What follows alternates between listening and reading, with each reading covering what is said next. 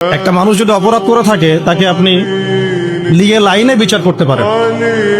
যেখান সেখান থেকে রাতের অন্ধকারে জাগে তাকে উঠিয়ে নিয়ে চোখ বেঁধে আপনি একটা লাশ কাটার ঘরে ফেলে রাখবেন দিনের পর দিন, খাবার পানির ঠিক ঠিকানা নাই, রিমান্ডের পর রিমান্ড, চোখ বেঁধে, কেউ কাউকে দেখছে না, দিন না রাত কেউ বুঝতে পারে না। এগুলো কি ধরনের মানবতা, কিসের সভ্য যুগ? তাহলে আমরা সভ্যটা হলাম কোথায়?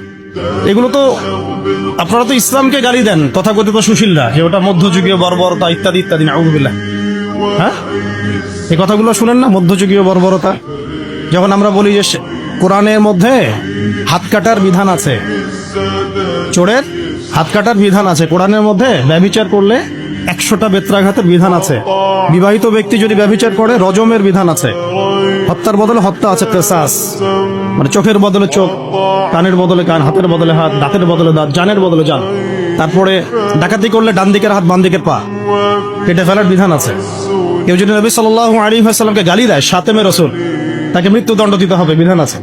কেউ যদি ধর্ষণ করে তাকে মৃত্যুদণ্ড দিতে হবে, এই বিধানগুলো আছে। এগুলোর কথা যদি আমরা এখনকার মিডিয়ার টকশোগুলোতে বলি, তাহলে বলবে না এটা মধ্যযুগীয় বর্বরতা? এতদিন শুনেন না এই কথাগুলো আপনার?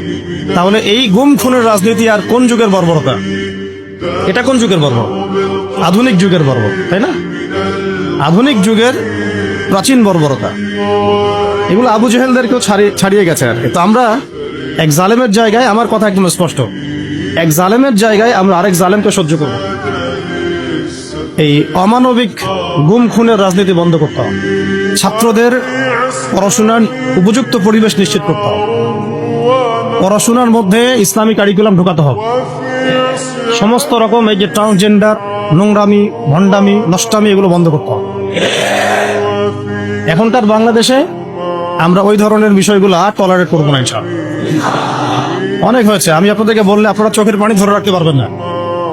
আমাদের অনেক বোন পর্যন্ত এরকম গুমের এবং হেনস্থার শিকার হয়েছেন, দিনের পর দিন, বছরের পর বছর। বোন ছেলে মানুষ তো সহ্য করতে পারে, মেয়ে মানুষকে নিয়ে কি করে চিন্তা করেন তাহলে।